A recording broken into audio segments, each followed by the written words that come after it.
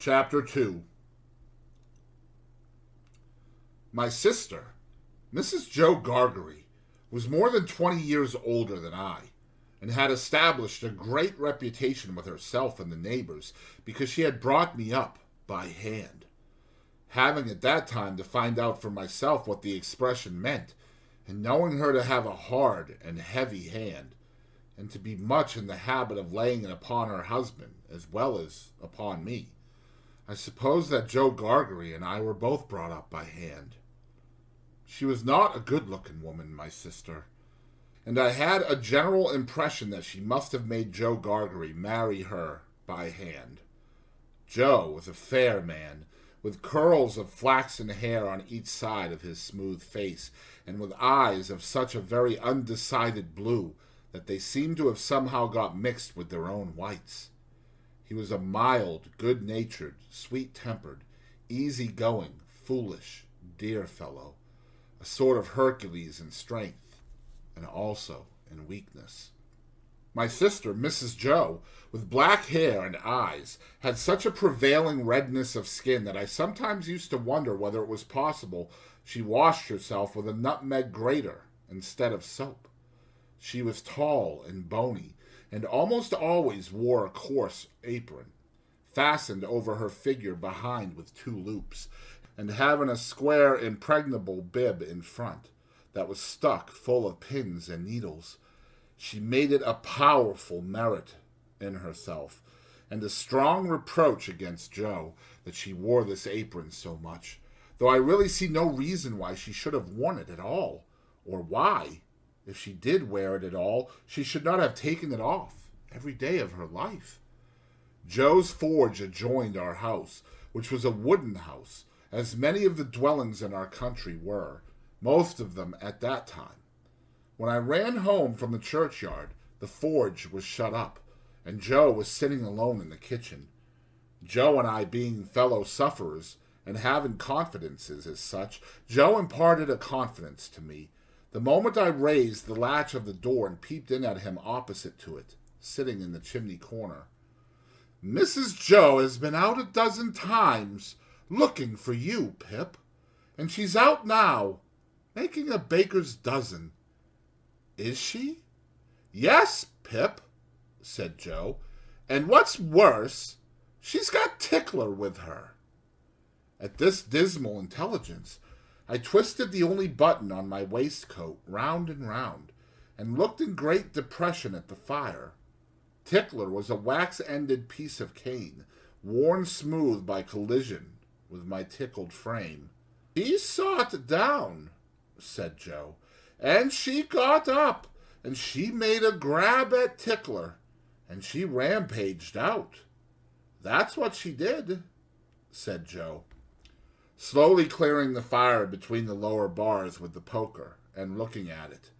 "She rampaged out, Pip." "Has she been gone long, Joe?" I always treated him as a larger species of child, and as no more than my equal. "Well," said Joe, glancing up at the Dutch clock, "she's been on the rampage this last spell. About 5 minutes, Pip. She's a-comin'. Get behind the door, old chap, and have the jack-towel betwixt you." I took the advice. My sister, Mrs. Joe, throwing the door wide open, and finding an obstruction behind it, immediately divined the cause, and applied Tickler to its further investigation. She concluded by throwing me, I often served as a connubial missile, at Joe, who, glad to get a hold of me on any terms, passed me on into the chimney, and quietly fenced me up there with his great leg. "Where have you been, you young monkey?" said Mrs. Joe, stamping her foot.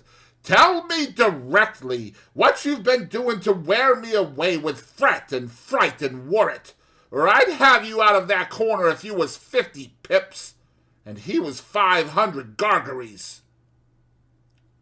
"I have only been to the churchyard," said I, from my stool, crying and rubbing myself. "Churchyard!" repeated my sister. "If it weren't for me, you'd have been to the churchyard long ago and stayed there. Who brought you up by hand?" "You did," said I. "And why did I do it, I should like to know?" exclaimed my sister. I whimpered, "I don't know." "I don't," said my sister. "I'd never do it again. I know that. I may truly say I've never had this apron of mine off since born you were. It's bad enough to be a blacksmith's wife, and him a Gargery, without being your mother." My thoughts strayed from that question as I looked disconsolately at the fire, for the fugitive out on the marshes with the ironed leg, the mysterious young man, the file, the food, and the dreadful pledge I was under to commit a larceny on those sheltering premises, rose before me in the avenging coals. "Ha!" said Mrs. Joe, restoring Tickler to his station. "Churchyard, indeed! You may well say churchyard, you two." One of us, by the by, had not said it at all. "You'll drive me to the churchyard betwixt you one of these days, and oh, a precious pair you'd be without me." She applied herself to set the tea things. Joe peeped down at me over his leg, as if he were mentally casting me and himself up, and calculating what kind of pair we practically should make, under the grievous circumstances foreshadowed. After that, he sat feeling his right side flaxen curls and whisker, and following Mrs. Joe about with his blue eyes, as his manner always was at squally times. Sister had a trenchant way of cutting our bread and butter for us that never varied. First, with her left hand she jammed the loaf hard and fast against her bib, where it sometimes got a pin into it, and sometimes a needle, which we afterwards got into our mouths. Then she took some butter, not too much, on a knife, and spread it on the loaf, in an apothecary kind of way, as if she were making a plaster, using both sides of the knife with a slapping dexterity, and trimming and molding the butter off round the crust. Then gave the knife a final smart wipe on the edge of the plaster, and then sawed a very thick round off the loaf, which she finally, before separating from the loaf, hewed into two halves, of which Joe got one, and I the other. On the present occasion, though I was hungry, I dared not eat my slice. I felt that I must have something in reserve for my dreadful acquaintance, and his ally, the still more dreadful young man. I knew Mrs. Joe's housekeeping to be of the strictest kind, and that my larcenous researches might find nothing available in the safe. Therefore, I resolved to put my hunk of bread and butter down the leg of my trousers. The effort of resolution necessary to the achievement of this purpose I found to be quite awful. It was as if I had to make up my mind to leap from the top of a high house or plunge into a great depth of water. And it was made the more difficult by the unconscious Joe, in our already mentioned Freemasonry as fellow sufferers, and in his good-natured companionship with me. It was our evening habit to compare the way we bit through our slices, by silently holding them up to each other's admiration now and then, which stimulated us to new exertions. Tonight, Joe several times invited me, by the display of his fast diminishing slice, to enter upon our usual friendly competition. But he found me, each time, with my yellow mug of tea on one knee, and my untouched bread and butter on the other. At last, I desperately considered that the thing I contemplated must be done, and that it had best be done in the least improbable manner consistent with the circumstances. I took advantage of a moment when Joe had just looked at me, and got my bread and butter down my leg. Joe was evidently made uncomfortable by what he supposed to be my loss of appetite, and took a thoughtful bite out of his slice, which he didn't seem to enjoy. He turned it about in his mouth much longer than usual, pondering over it a good deal, and after all gulped it down like a pill. He was about to take another bite, and had just got his head on one side for a good purchase on it, when his eye fell on me, and he saw that my bread and butter was gone. The wonder and consternation with which Joe stopped on the threshold of his bite and stared at me were too evident to escape my sister's observation. "What's the matter now?" said she, smartly, as she put down her cup. I say, you know," muttered Joe, shaking his head at me in very serious remonstrance. "Pip, old chap, you'll do yourself a mischief. It'll stick somewhere. You can't have chawed it, Pip." "What's the matter now?" repeated my sister, more sharply than before. "You can cough any trifle on it up, Pip. I'd recommend you to do it," said Joe, all aghast. "Manners is manners, but still, your health's your health." This time, my sister was quite desperate, so she pounced on Joe and, taking him by the two whiskers, knocked his head for a little while against the wall behind him, while I sat in the corner, looking guiltily on. "Now, perhaps you'll mention what's the matter," said my sister, out of breath. "You staring great stuck pig!" Joe looked at her in a helpless way, then took a helpless bite, and looked at me again. "You know, Pip," said Joe, solemnly, with his last bite in his cheek, and speaking in a confidential voice, as if we two were quite alone, "you and me is always friends, and I'd be the last to tell upon you any time. But such a—" he moved his chair and looked about the floor between us, and then again at me. "Such a most uncommon bolt as that." "Been bolting his food, has he?" cried my sister. "You know, old chap," said Joe, looking at me and not at Mrs. Joe, with his bite still in his cheek, "I bolted myself when I was your age, frequent, and as a boy I've been among a many bolters, but I never see your bolting equal yet, Pip, and it's a mercy you ain't bolted dead." My sister made a dive at me and fished me up by the hair, saying nothing more than the awful words, "You come along and be dosed." Some medical beast had revived tar water in those days as a fine medicine, and Mrs. Joe always kept a supply of it in the cupboard, having a belief in its virtues correspondent to its nastiness. At the best of times, so much of this elixir was administered to me as a choice restorative that I was conscious of going about, smelling like a new fence. On this particular evening, the urgency of my case demanded a pint of this mixture, which was poured down my throat, for my greater comfort, while Mrs. Joe held my head under her arm, as a boot would be held in a boot-jack. Joe got off with half a pint, but was made to swallow that, much to his disturbance, as he sat slowly munching and meditating before the fire, because he had had a turn. Judging from myself, I should say he certainly had a turn afterwards, if he had had none before. Conscience is a dreadful thing when it accuses man or boy. But when, in the case of a boy, that secret burden cooperates with another secret burden down the leg of his trousers, it is, as I can testify, a great punishment.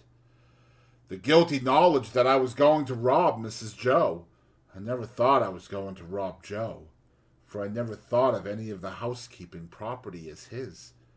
United to the necessity of always keeping one hand on my bread and butter as I sat, or when I was ordered about the kitchen on any small errand, almost drove me out of my mind. Then, as the marsh winds made the fire glow and flare, I thought I heard the voice outside, of the man with the iron on his leg who had sworn me to secrecy, declaring that he couldn't and wouldn't starve until tomorrow, but must be fed now. At other times, I thought, what if the young man who was with so much difficulty restrained from imbruing his hands in me should yield to a constitutional impatience, or should mistake the time, should think himself accredited to my heart and liver tonight, instead of tomorrow?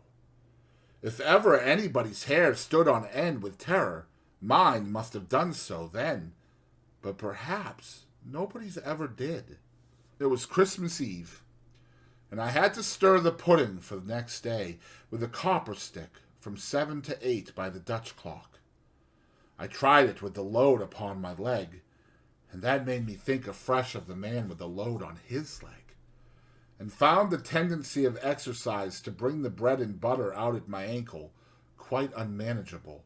Happily, I slipped away and deposited that part of my conscience in my garret bedroom. "Hark!" said I, when I had done my stirring, and was taking a final warm in the chimney corner before being sent up to bed. "Was that great guns, Joe?" "Ah!" said Joe, "there's another convict off." "What does that mean, Joe?" said I. Mrs. Joe, who always took explanations upon herself, said snappishly, "Escaped! Escaped!" administering the definition like tar water. While Mrs. Joe sat with her head bending over her needlework, I put my mouth into the forms of saying to Joe, "What's a convict?" Joe put his mouth into the forms of returning such a highly elaborate answer that I could make out nothing of it but the single word, "Pip." "There was a convict off last night," said Joe, aloud, "after sunset gun, and they fired warning of him, and now it appears they're firing warning of another." "Who's firing?" said I. "Drat that boy!" interposed my sister, frowning at me over her work. "What a questioner he is! Ask no questions, and you'll be told no lies." It was not very polite to herself, I thought, to imply that I should be told lies by her even if I did ask questions. But she never was polite unless there was company. At this point, Joe greatly augmented my curiosity by taking the utmost pains to open his mouth very wide and to put it into the form of a word that looked to me like sulks. Therefore, I naturally pointed to Mrs. Joe, put my mouth into the form of saying, "Her?" But Joe wouldn't hear of that at all, and again opened his mouth very wide and shook the form of a most emphatic word out of it. But I could make nothing of the word. "Mrs. Joe," said I, as a last resort, "I should like to know, if you wouldn't much mind, where the firing comes from." "Lord bless the boy!" exclaimed my sister, as if she didn't quite mean that, but rather the contrary. "From the Hoax." "Oh," said I, looking at Joe. "Hoax?" Joe gave a reproachful cough, as much as to say, "Well, I told you so." "And please, what's hoax?" said I. "That's the way with this boy," exclaimed my sister, pointing me out with her needle and thread and shaking her head at me. "Answer him one question, and he'll ask you a dozen directly. Hoax are prison ships. Right cross the meshes.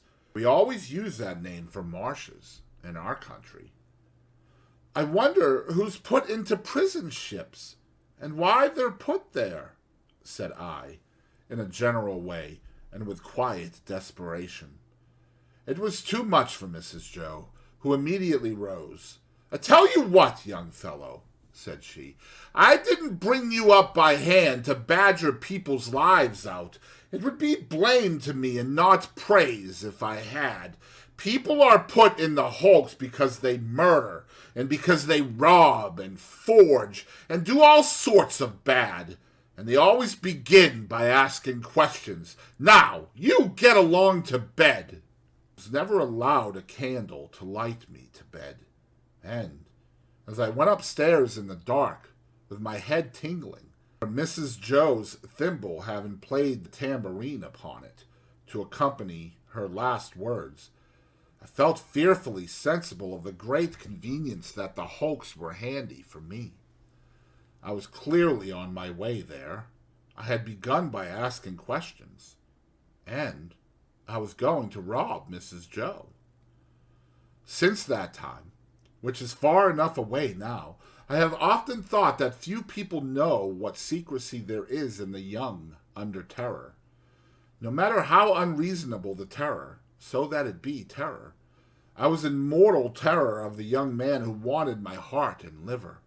I was in mortal terror of my interlocutor with the iron leg. I was in mortal terror of myself, from whom an awful promise had been extracted. I had no hope of deliverance through my all-powerful sister, who repulsed me at every turn. I am afraid to think of what I might have done on requirement in the secrecy of my terror. If I slept at all that night, it was only to imagine myself drifting down the river on a strong spring tide to the Hulks, a ghostly pirate calling out to me through a speaking trumpet as I passed the gibbet station, that I had better come ashore and be hanged there at once, and not put it off. I was afraid to sleep, even if I had been inclined, for I know that at the first faint of dawn of morning I must rob the pantry. There was no doing it in the night, for there was no getting a light by easy friction then. To have got one, I must have struck it out of flint and steel, and have made a noise like the very pirate himself rattling his chains. As soon as the great black velvet pall outside my little window was shot with gray, I got up and went downstairs, every board upon the way, and every crack in every board calling after me, "Stop, thief, and get up, Mrs. Joe." In the pantry, which was far more abundantly supplied than usual, owing to the season, I was very much alarmed by a hare hanging up by the heels, whom I rather thought I caught when my back was half turned, winking. I had no time for verification, no time for selection, no time for anything, for I had no time to spare. I stole some bread, some rind of cheese, about half a jar of mincemeat, which I tied up in my pocket handkerchief with last night's slice, some brandy from a stone bottle, which I decanted into a glass bottle I had secretly used for making that intoxicating fluid, Spanish licorice water, up in my room, diluting the stone bottle from a jug in the kitchen cupboard, a meat bone with very little on it, and a beautiful, round, compact pork pie. I was nearly going away without the pie, but I was tempted to mount upon a shelf to look what it was that was put away so carefully in a covered earthenware dish in a corner, and I found it was the pie, and I took it in the hope that it was not intended for early use, and would not be missed for some time. There was a door in the kitchen, communicating with the forge. I unlocked and unbolted that door, and got a file from among Joe's tools. Then I put the fastenings as I had found them, opened the door at which I had entered when I ran home last night, shut it, and ran for the misty marshes.